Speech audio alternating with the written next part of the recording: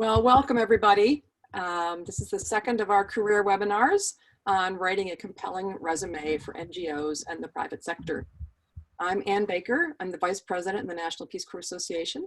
I was a volunteer in Fiji, 1985 to 1987. Very happy to have you all here today. For those who aren't familiar, what is the National Peace Corps Association? We are a social impact organization driven by the Peace Corps community. It was founded by and for returned Peace Corps volunteers. We are your community. So I encourage you, if you haven't done so yet, to sign up with NPCA. It's free, to stay informed, connected, and engaged on the issues that are important to all of us.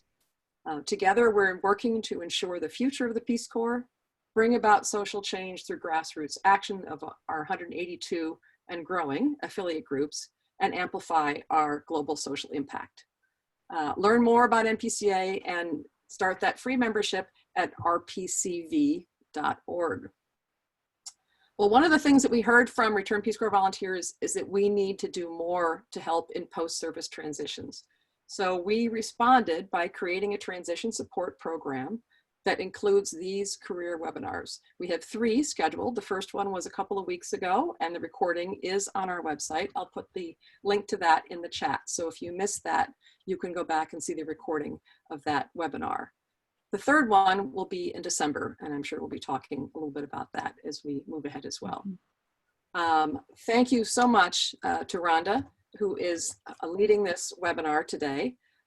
She is doing this for us pro bono, and that allows us to make all of these available to you at no cost. So I am very much looking forward to the discussion today. So let's go ahead and get started, and I'm going to turn it over to Rhonda. Okay, excellent. Thank you so much, Ann. And I am really excited to be here with everybody. So I am a career consultant, and I focus on people who are making, wanting to make an impact in the world. So I do a lot of work with people in international development, as well as social enterprises and nonprofit work. And I am a certified resume writer. It's not my favorite part of the job, but and mostly because I spend a lot of time helping people figure out how to leverage their passion and their energy and translate that into an exciting career for themselves. Resume is a really important part of that, and so that's what we're going to be talking about today. So, so basically, let me just give an overview about what we'll be looking at today, and that is what makes a compelling resume. And as a part of this, I am going to intersperse this with little mini activities. You won't be able to necessarily, write your resume while we're doing this 1-hour session, but I basically want to give you lots of opportunities to get started, and then we'll have some Q&A at the end. So so a little bit of this is going to depend on how much time it takes, but I really encourage you to when I give you a little exercise, if you want to share what you're thinking about in the chat group, that is going to help me and also all of us, understand where we're coming from. And so a lot of people have already introduced themselves and what they're looking for. So thank you for that. That's really helpful for me. So let's just kind of dive into the content. So, so what we're going to be talking about today is basically 2 major aspects of writing a compelling resume. And the most important really is the content. And so what I want you to, what you're going to get out of today is knowing how you can write your resume so that it matches either the job that you're applying for or the job that you want, and that it showcases your accomplishments. It's not just what you did, but how you did them and what kind of impact it had. And also, I want you to start thinking in terms of what is the organization that you're applying for? How is that, what are they looking for, and how can you showcase your experience in a way that lets them know what you'll do for them? So speaks to your value. Then we're going to spend a little bit of time talking about formatting, because you don't know exactly who or how people are going to be reading your resumes. And so we generally assume that it's going to be read by a person, but often it is first read by a computer. And so I want you to understand the nuances of creating a resume that can be read by computers, by HR staff and hiring managers, and then just people in general interested in what you're doing. So basically it needs to be something that a computer can scan and that's easy for human beings to read as well. So, and let me just talk a little bit. So we're really focusing on non-governmental resumes. So government resumes tend to include a lot more information, and there's really specific formatting that is helpful for government resumes to showcase that you're qualified, that aren't appropriate for NGO and private sector resumes. And so what I'm really focusing on are resumes that'll help you in these other industries. Now, there are some differences between NGO and private sector resumes, but as compared to government, they are shorter in length and they're more focused or targeted. And so government resumes, you tend to write everything that you've ever done. That's not going to be as appropriate for private sector or NGO resumes. And so when I mean shorter in length, in general, private sector, they like things super duper easy to read. Like Google, for example, they don't want to see anything, doesn't matter how experienced you are, they don't want to see anything over one page. NGOs can be a little bit more lenient in that respect. And so once we start talking about applying for NGOs or international development organizations, those resumes can often be a little bit longer depending on your experience. So that is basically what we're going to be talking about today. So let's focus on what do I mean when I say that the content should match the job. And so basically, for it to match the job, you have to know what kind of job you want. So I want everyone who feels comfortable to just take a moment and write in the chat box about what kind of jobs are you applying for. So I'd like to hear just one or two job titles, like program manager or monitoring evaluation expert. But if you can just give us a quick snapshot of the types of things that you're looking for. So program manager or finance officer are some of the things that I'm seeing, project coordinator. So I'm expecting there to be a lot of program manager jobs because that's a lot of NGO. Got M&E, program associate, grant writer. Okay, so the point of this is not necessarily to share with us what you're looking for, but for you to get clarity about what kind of resume you want to write. So I want you to shift your thinking from your resume is a document that describes what you did, to a resume is a marketing document to say, I am perfect for this job. And for you to be able to say, I am perfect for this job, I want you to know exactly what that is. And so when we get something like corporate social responsibility associate, then that gives you an understanding of what is important to put in your resume. So once you've got that understanding of what you want to market yourself as being, then you want to match it to that job, either a specific job title or posting or a job title. And so if we're looking at, so I'm going to give an example of a resume that I recently wrote for one of my clients for a gender specialist job. And so this is an actual job posting that she applied for: technical advisor, gender associate, and adolescent girls. And so if she was wanting to do a more general resume as a gender technical advisor, then what I recommend is that you get 2 or 3 job descriptions so that you understand what's in general expected for these roles. So if you want to set yourself up for a gender advisor, you look at several different job postings or job descriptions. If you're applying for a job, then what you want to do is be really specific to that job posting. And it's not just reading it and saying, hey, am I qualified for this? It is doing some deep dives.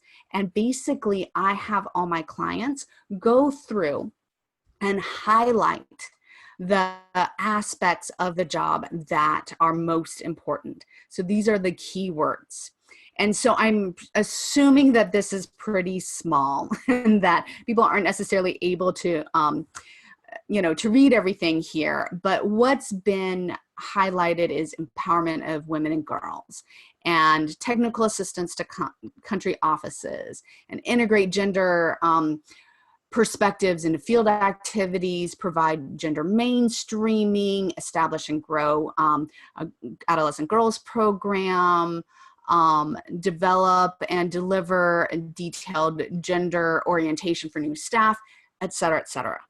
And so what you highlight in the job description is what you want, as much as possible, every single aspect of your resume to focus in on.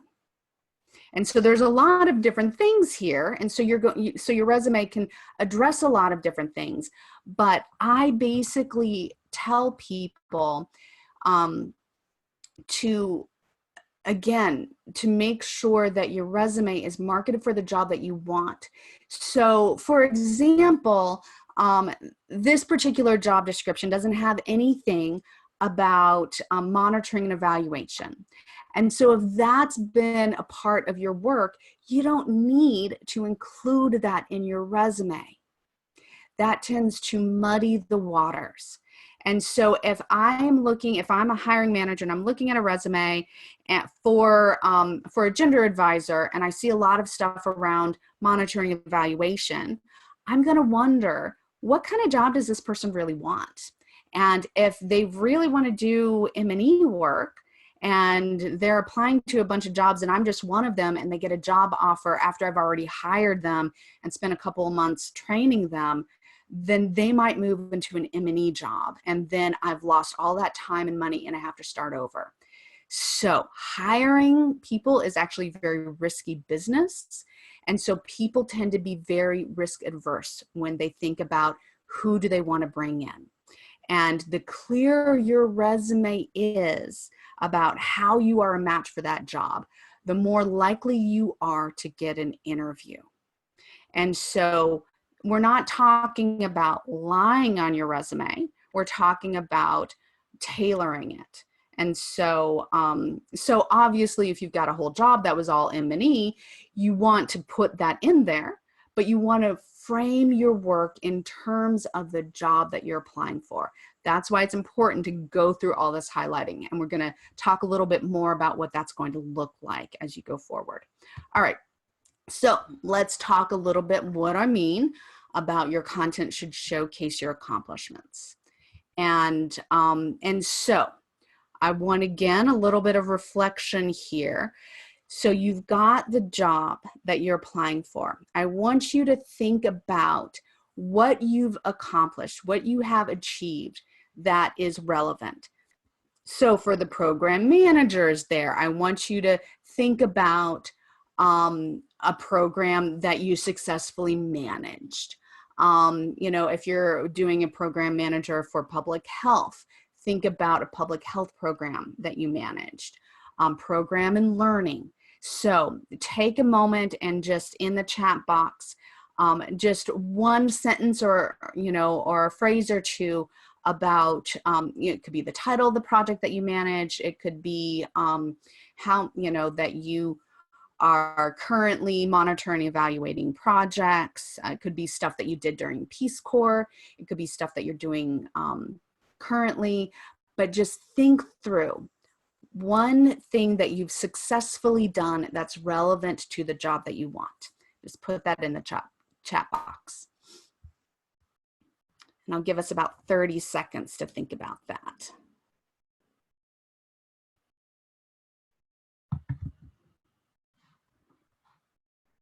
Okay, so we've got some training of trainers, some coaching and mentoring. And so one thing to think about is like one specific, so training of trainers, what training did you provide that was the most successful or the most invigorating?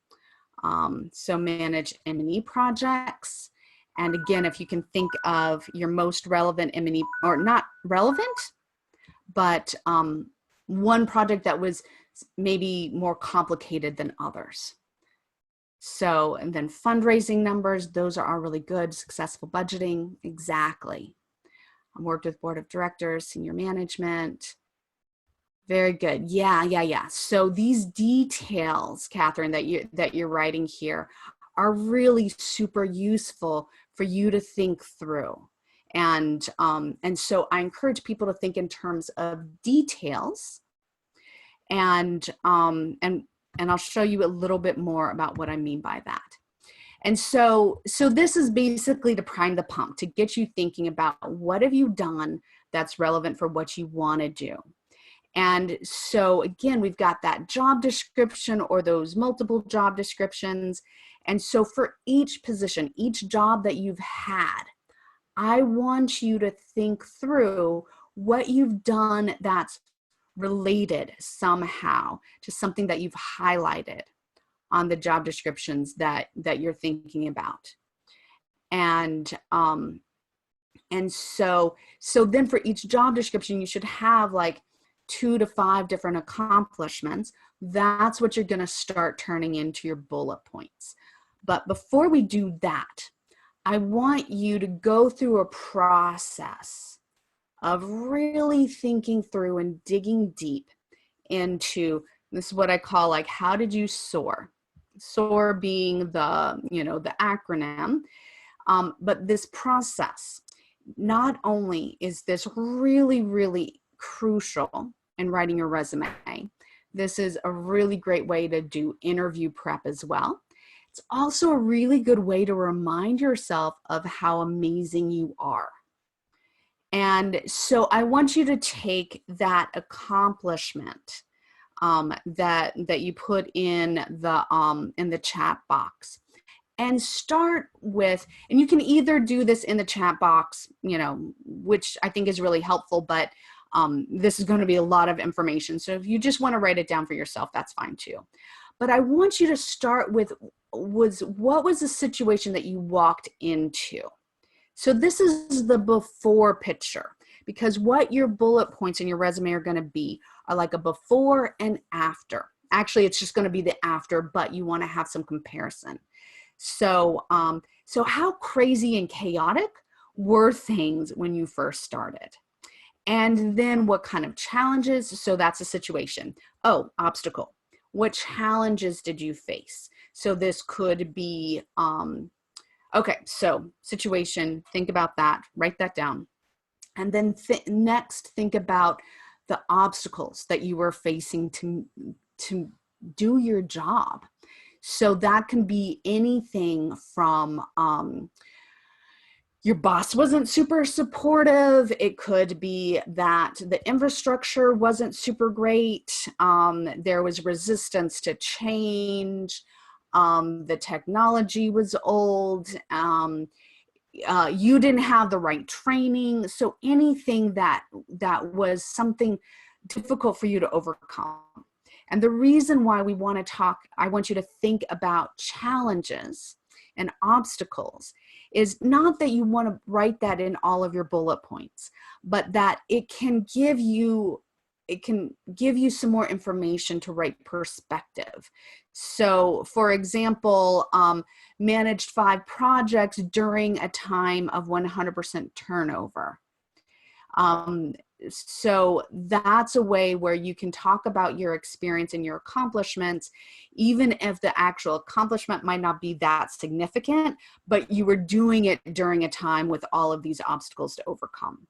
And again, this is a way for you to remember what you did against all odds.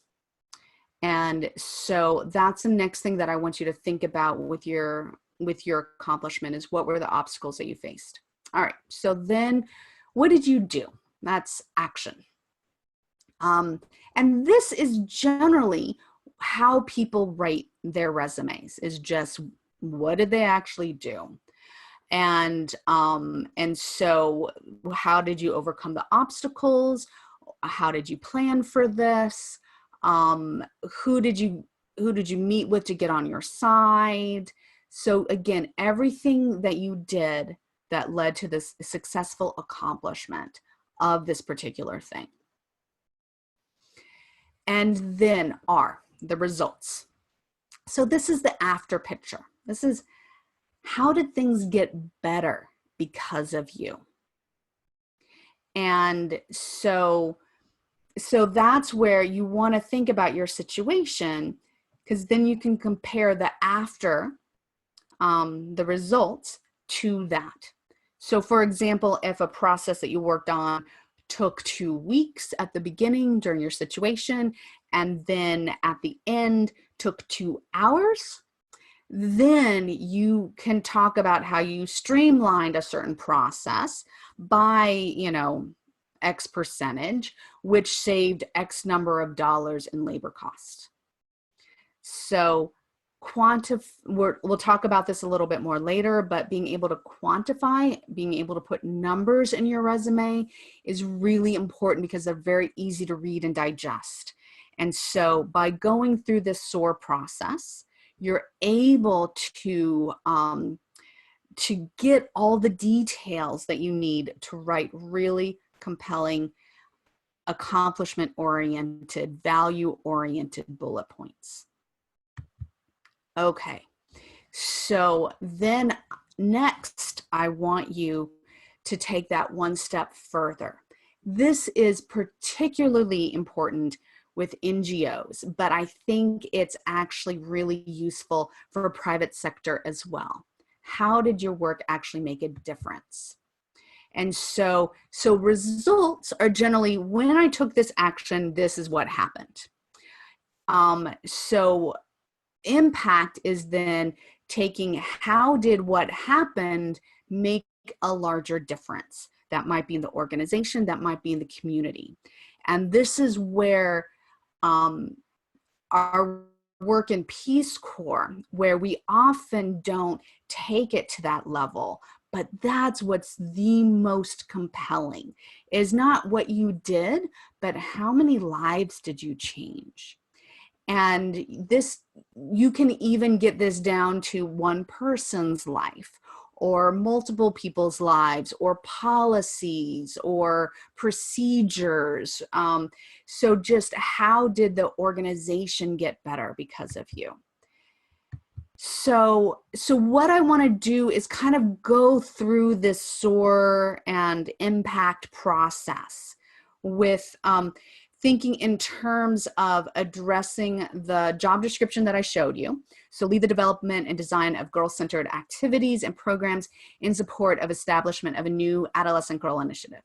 Okay, so let's say that during your Peace Corps experience that you were like managing multiple projects and writing grants for new projects. And so here we go. The situation, you've got 2 projects were in place, but didn't have a whole lot of leadership or management related to that. And that you are now applying for grants for 3 new projects, okay?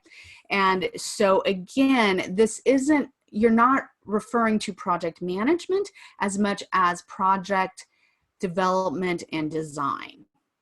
And so the obstacles You know, so you can think broader than just this particular example, such as there is no process in place to actually manage these projects. Everyone was trying to do everything and nobody was doing it very well, and the donors not really impressed with the work that you were doing, and then there's nothing left over for new programs. So then you think about, okay, what did I do? So I went in there and I helped clarify roles. I developed some standardized processes. I, you know, did good program management stuff of checking project budgets with the progress. I helped redistribute loads so that it was more equitable. And then I led a team to actually address these 3 grants that we were working on. And I developed programs for those grants. And then what happened? All right, so we got $15K in funding that funded 2 new projects. And one of those projects was programming for, you know, job training that adolescent girls were encouraged to participate in, as well as some empowerment groups. And so the work that we did, you know, so the results, number 1, getting the funding, number 2, reaching 500 households. And so that's the S.O.A.R process. And then I want you to take it one step further and think about impact. And so, so then you can think through how many girls, because that's what they're looking for, the Adolescent Girl Initiative. How many girls received job training? 150. And let's just pretend there was a 100% success rate. And so that they all finished their job training, or 150 girls finished the job skills training and then found jobs within 2 years. And that income actually had a really significant impact on their families and moving them from extreme poverty. I mean, they might have still been in poverty, but were not struggling on a day-to-day basis.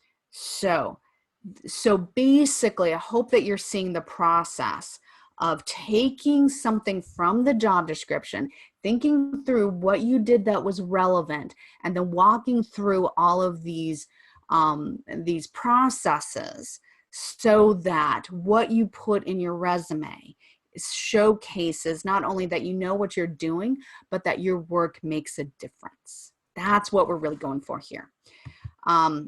So let's talk about then, how do you translate all of the work that we just went through into something succinct that actually speaks to your value, that shows what you're going to do for them. And so basically what we're going to do is look at how this S.O.A.R process gets turned into a compelling bullet point.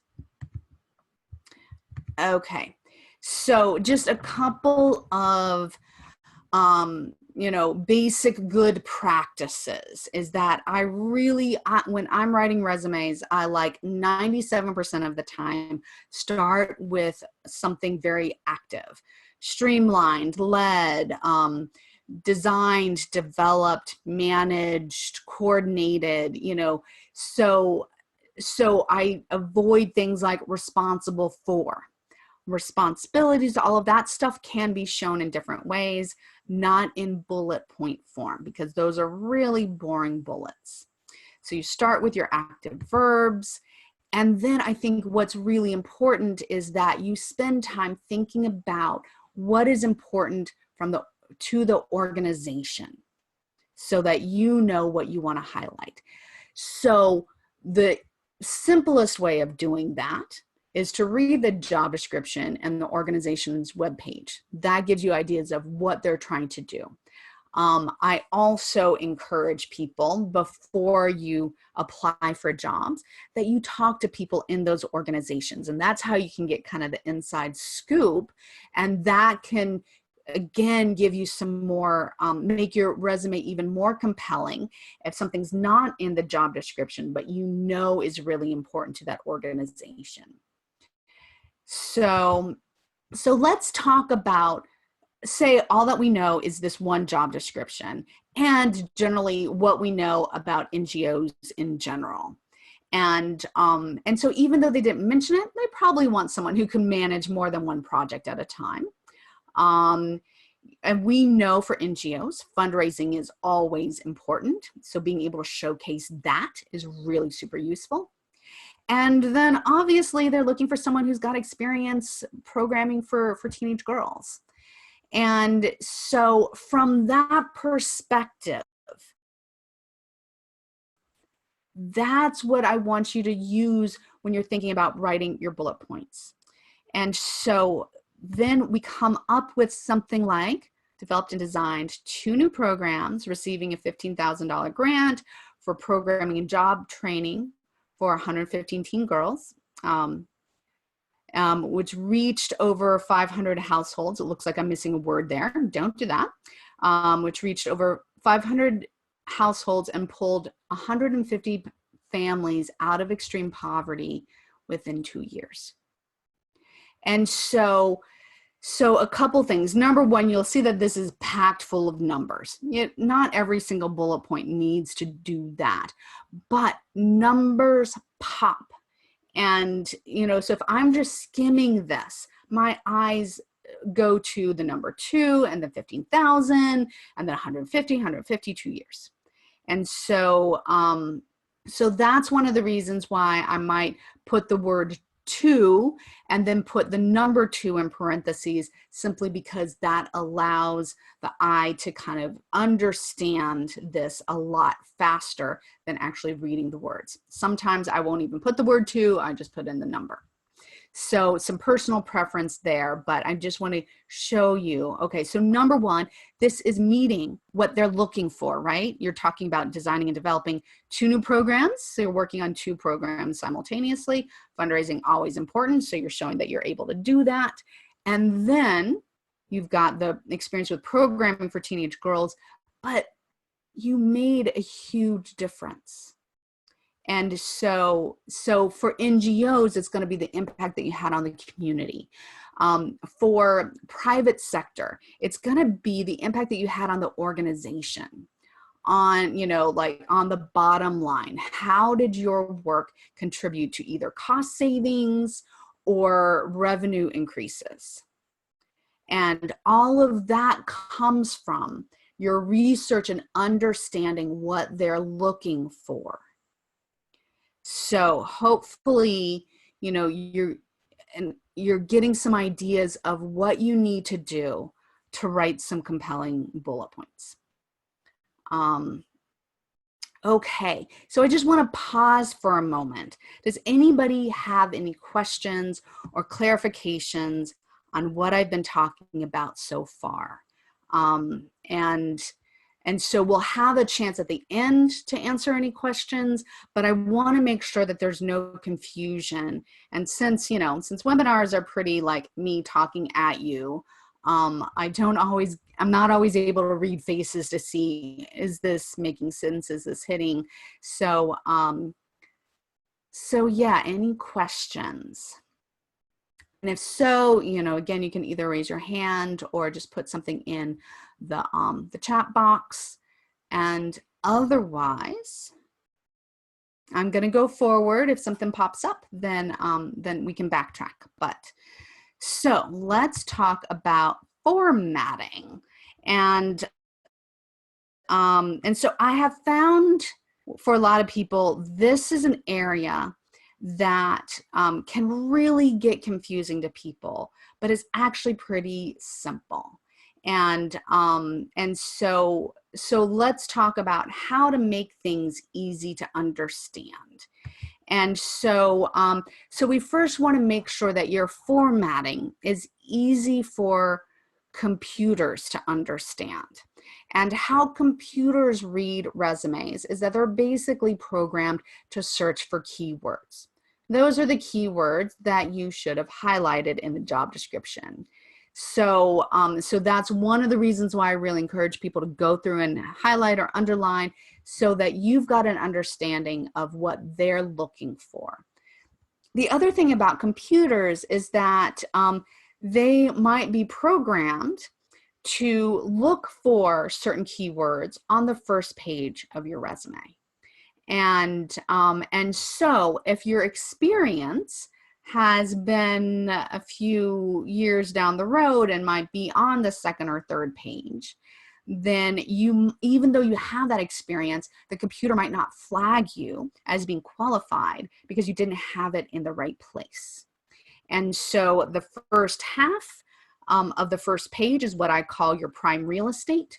And that's what you want to have most of the keywords in that section. And so if your most recent job is doing exactly what the job description is looking for, then you don't have to do much that's fancy. You just go right into your professional experience. But most people that I work with are changing jobs or careers. And so I'm going to show you a format that's going to help. But first, I just want you to understand why. So you want to make sure that the computers, if they're the first ones to read you, that they know that you're qualified because you put the keywords in the right place. All right. So we also want it to be easy to understand for human beings. And again, the person who's going to take the first pass at your resume might have a stack of 100 resumes sitting right next to them, or in their inbox. And so research shows that most people in HR, who are the gates that you need to get through, take about 6 seconds to decide if this resume is worth reading in more detail. And so again, you want to put your key qualifications front and center. You want them to very easily be able to say, ooh, this person is perfectly qualified.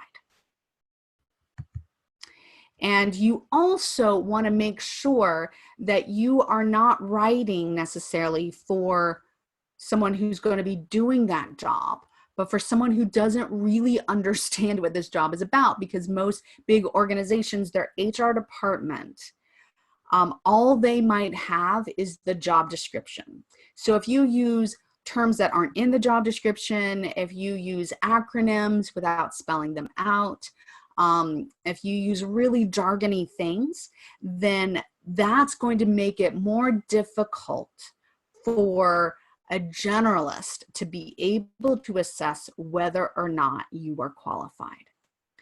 And so someone who actually knows what the job is and knows all the technical terms, they're going to read your resume as well. But you want to make sure that someone who doesn't know the technical aspect of your job can compare it to the job description and see that you're qualified. Okay. And so how do we do that? And one of the easiest ways of doing that is to make sure that those keywords that are used in the job description are also used in your resume. So this isn't an academic paper. There's no points taken off for plagiarism. I mean, obviously you're not going to copy and paste the job description into your resume, but if they say things like, you know, design and develop new initiatives, you want to put in your resume, design and develop new initiatives. Or, you know, so use those words in case that someone doesn't know all the other things that mean the same thing in your technical field. So, so we'll talk about that a little bit more. Okay, so I already talked about numbers, how they stand out, and again, really easy for them to see, oh, this person raised in X number of dollars, yay.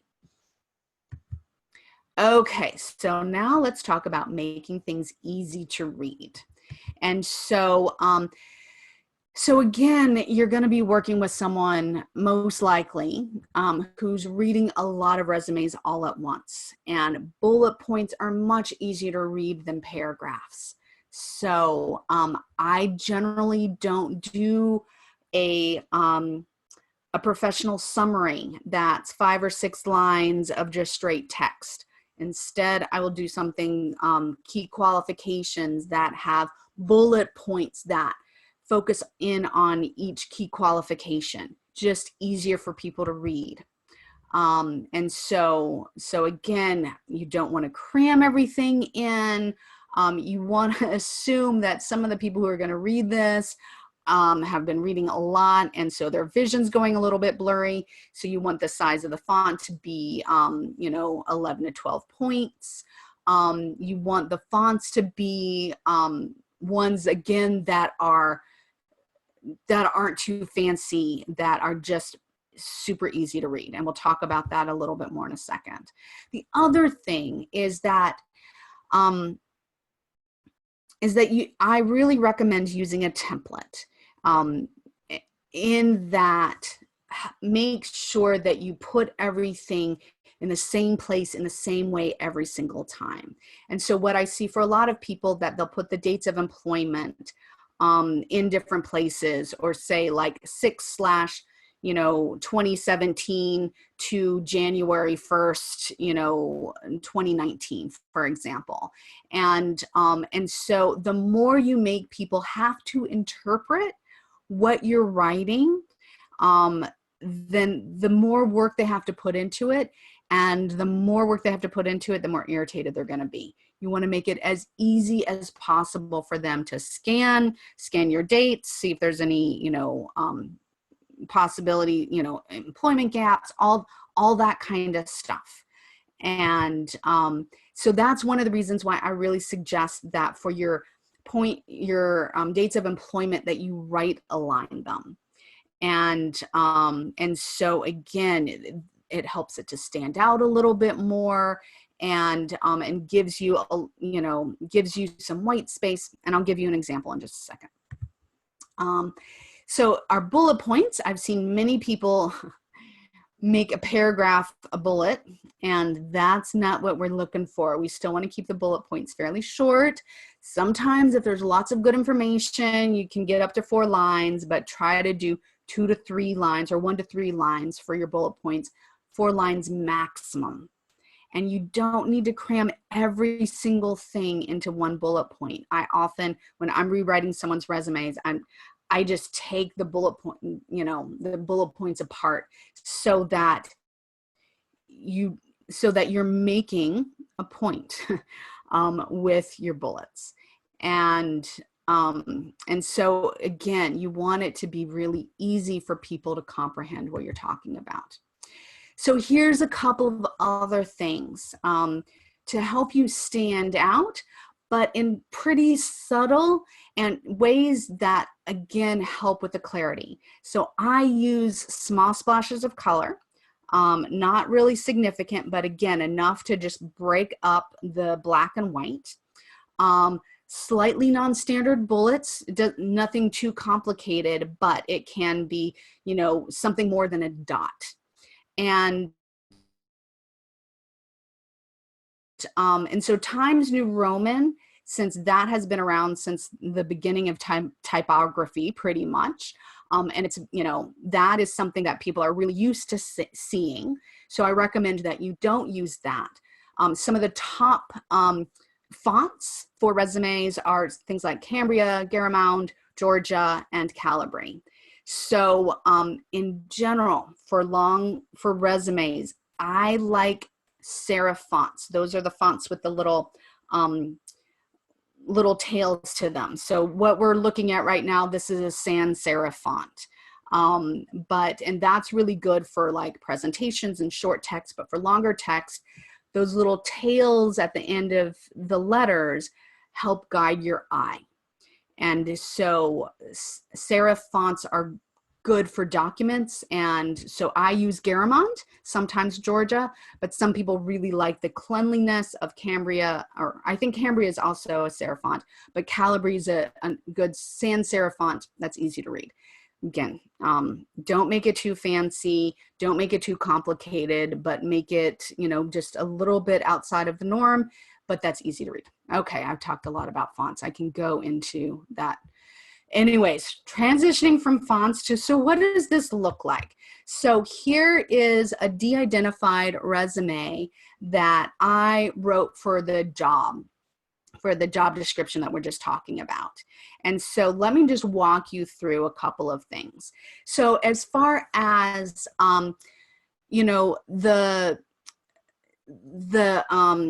easiness to read. So we've got, you know, decent margins. We've got some white space throughout. We've got some key qualifications, and so a couple of other things. You'll see that there's a title underneath the name, Women's Empowerment and Gender Equality. So this is what I call a framing statement.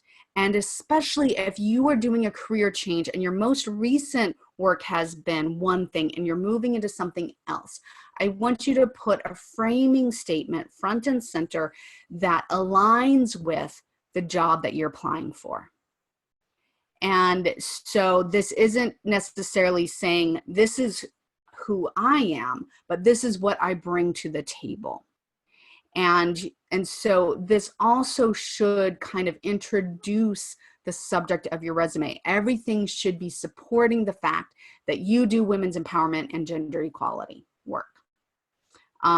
This could be a job title. So it could be International Development Program Management. It could be Monitoring Evaluation Specialist. It could be Health Programming. And it could be even some of your qualities. So some of your strengths could be there, you know, detail-oriented program manager, for example. But something that really says that this resume is going to be a fit for this particular job description. So you'll see that the key qualifications that I have, this is the professional summary. This is going over everything that this person has done that's related and that's relevant. And so again, these are bullet points, no longer than 3 lines. And then I also like to include a section called core competencies, because this is a way to talk about things that are in the job description that you don't really need to put a whole bullet point there necessarily. So for example, one of the things in the job descriptions is writing technical briefs. It's kind of hard to write a compelling bullet point about all the technical briefs that you've written. And, you know, so sometimes I will do that if it's pretty impressive, like written over 50 technical briefs that contributed to blah, blah, blah, because I always try to fit in an accomplishment or a result from that. But again, if all you need to do is say, hey, I know how to do that, this is a way to put that front and center. And so you'll see that, that it's very easy for someone to just scan it and see, are they qualified or not?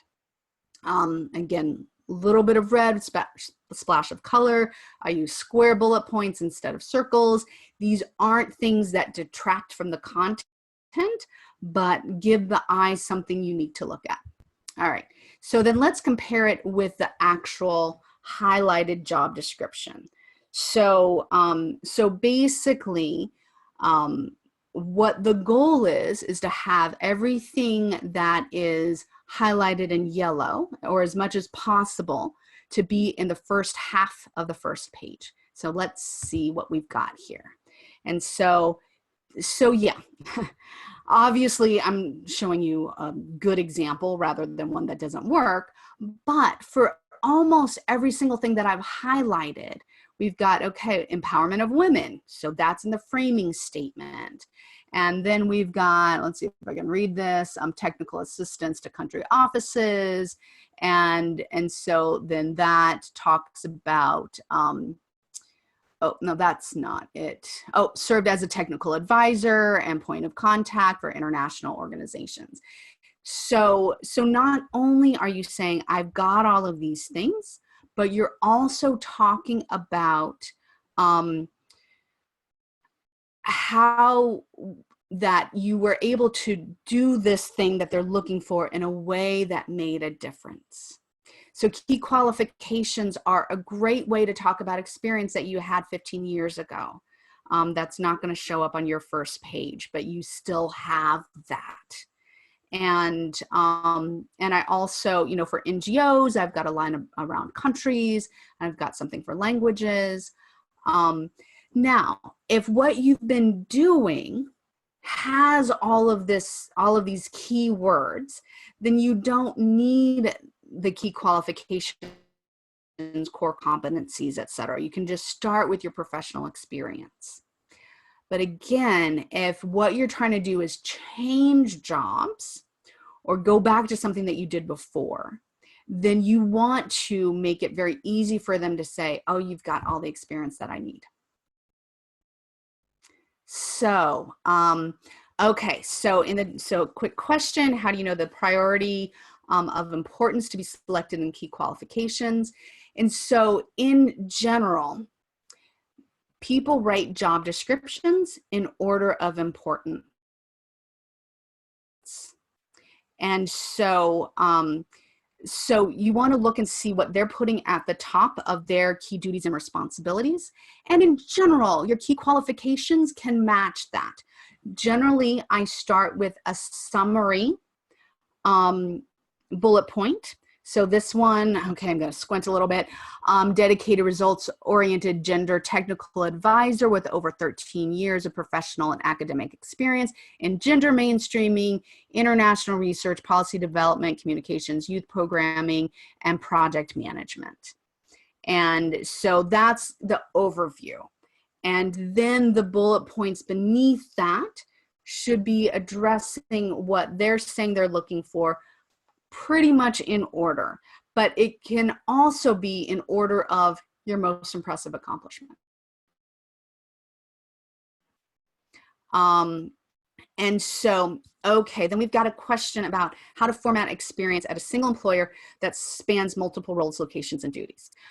Okay, so one of the things that I want to say is that I've got a template of this resume that that we'll send out to you for everyone who's RSVP'd for this webinar. You'll get access to a template, and in that template, it showcases exactly this. And so what I do in those cases, so if you look down at professional experience, it says International Food Policy Research Institute, and then it gives the dates. And then if you had multiple roles, so underneath you've got the job title, and then for that job title, you will align the dates, align the dates for that job title, and then put all the bullet points that are relevant there. And then you'll put another job title in italics if you use, in italics if you use this format. And so that's a way that you would be able to showcase, and this is especially good if you're showcasing promotions. And so if you worked at just one organization for 15 years, but you had 6 different jobs, that's how you do that. Okay, so since key qualifications are going to be pulled from experience, should the job-specific accomplishments that matches the key qualifications be written significantly differently? Okay, so this is a good question. So, so yeah, you don't want the identical bullet to be in the key qualifications and in your job description. So some ways to deal with that. One is, you know, to phrase it differently. But what I really encourage people to do is to use the key qualifications to summarize your work. And so if one of your major accomplishments is that you wrote and, you know, brought in a $1 million grant, for example, over the course of your professional experience, you've actually, you know, been able to write grants totaling, you know, 5 million, then your key qualification would be the summary of what you've done in that particular field. And so key qualifications are a little bit more generic, and want to talk about the breadth and depth of your experience, while the individual bullet points in your describing your job are really specific to that job. Okay, so here is just some things that as you're working on your resume going forward. Keep asking yourself, what did I do that made things better? And how can I talk about that in my bullet points? What changed from the situation to the results? What impact did I have? And really think broadly about that. We often, you know, whatever your work contributed to can be the impact.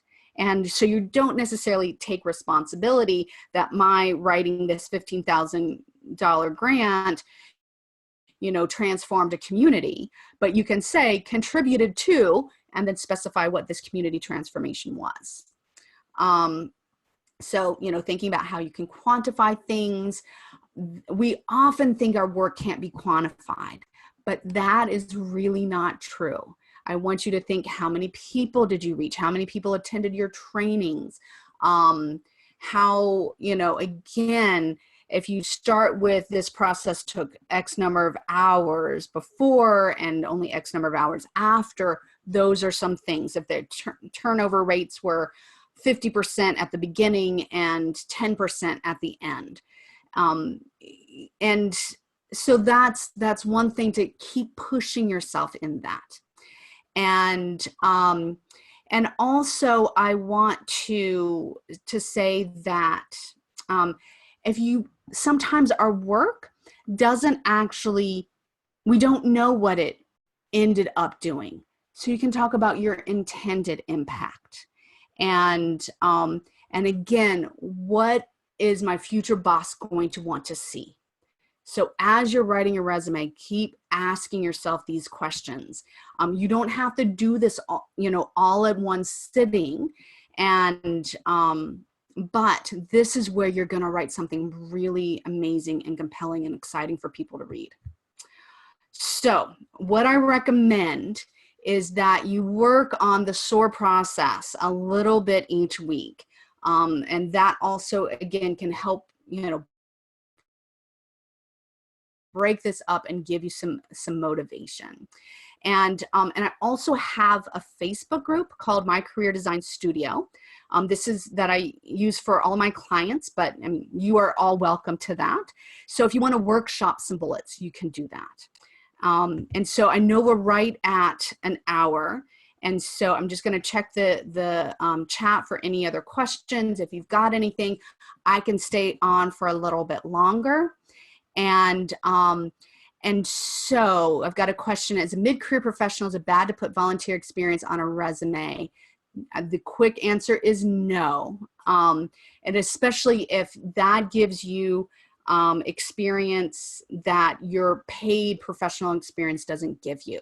And so the resume template that you all get will have a section for volunteer experience. Definitely use that. Doesn't matter that it was years ago, doesn't matter that it was unpaid. All it matters is that you've done it. And often our volunteer experience, we accomplish something with that. Those accomplishments you can claim. You can put bullets underneath your volunteer experience if it's relevant. One thing, I can't believe that I haven't said this yet, and that's not in the slideshow, but you want to keep your bullet points relevant. Oh, I think I did mention that. Okay, good for me. So basically, again, if everything that you did is like, if you did a retail job and you're not going to do any retail work, but you don't want to show a gap in your experience, just put organization, dates, title, move on. You don't have to put any irrelevant bullet points because it doesn't help. Okay.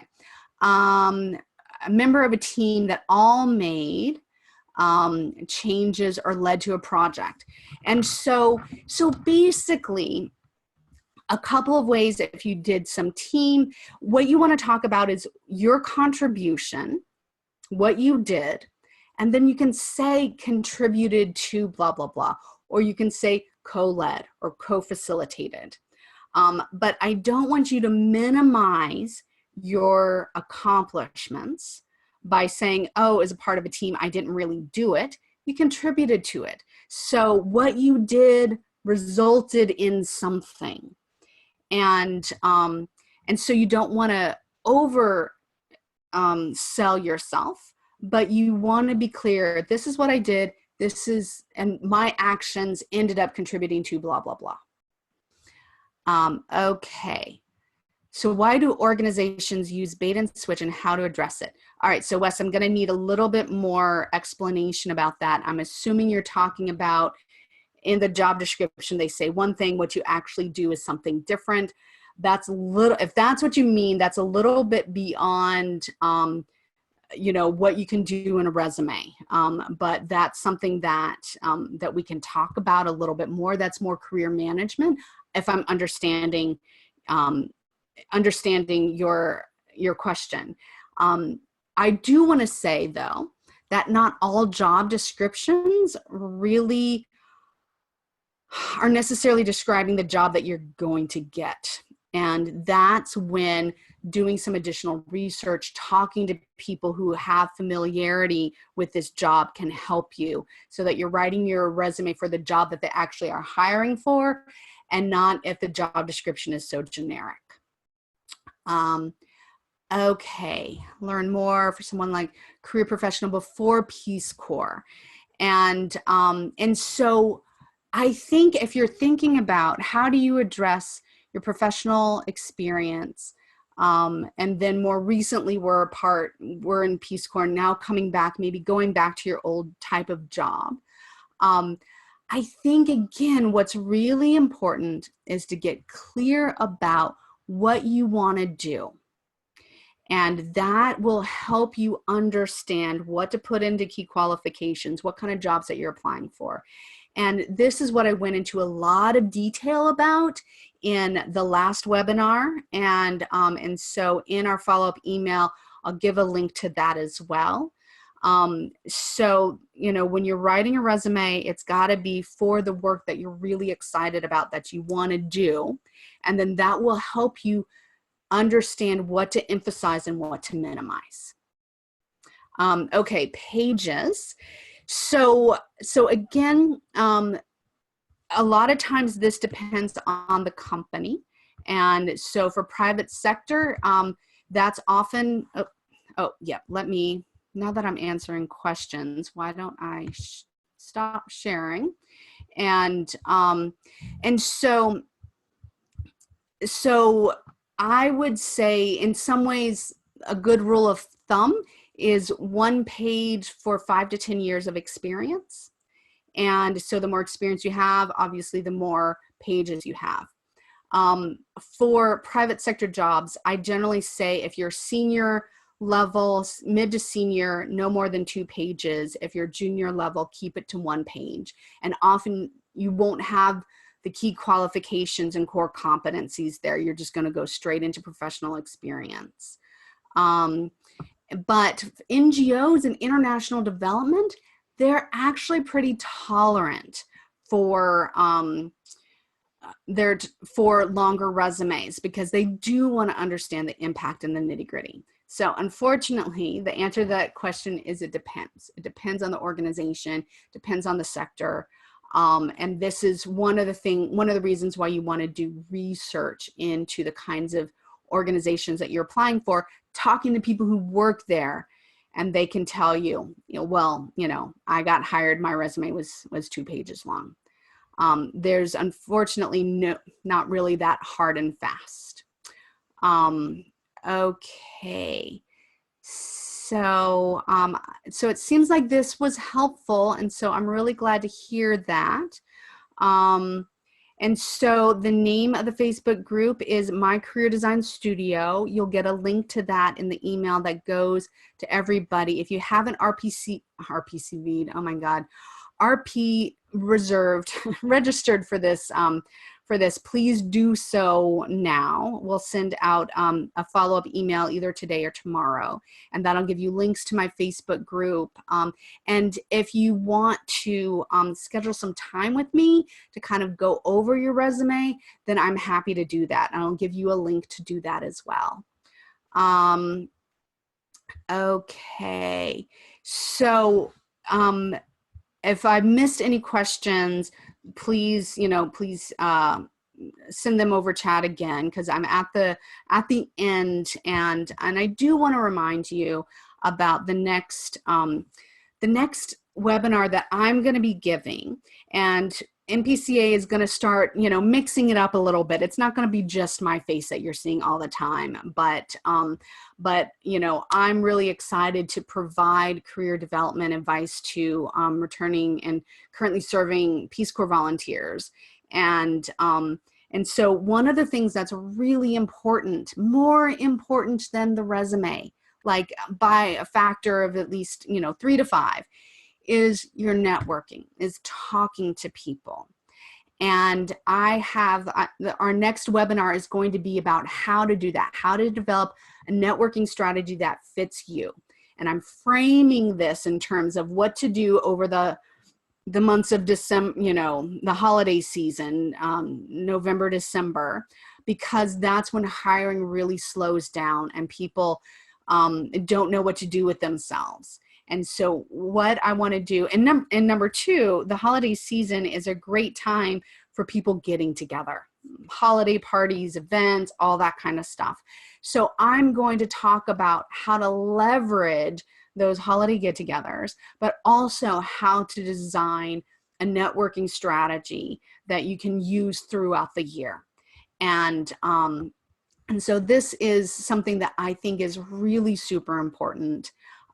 So if you're looking for work, or you're, you know, knowing that you're going to soon, please join us for that webinar. I think that it's going to be packed full of really practical advice. And as always, there will be, you know, follow-up emails to let you know, you know, for more information. Basically, you can do A, B, C, and D. But otherwise, thank you guys so much for all your participation. I hope that this was helpful.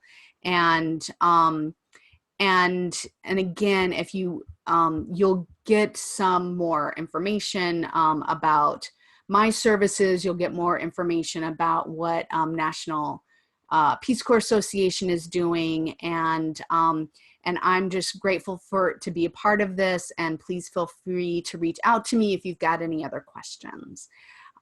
So basically, I'm looking at the chat box. I'm getting lots of thank yous. You're very, very welcome, and we're really glad to see that this was helpful. And Anne, I don't know if there's anything else that you want to say, just to kind of wrap this up. I would just like to say thank you so much, Rhonda, for leading this webinar. And thank you to all of you for participating. I think it's been a really great session. The links are in the chat, and we'll also be following up with all of you who registered, and that's where we're going to put the recording as well. So looking forward to seeing you in a few weeks on their next webinar, and on the Facebook group in the interim if you want to continue some of that work. So thanks, everybody.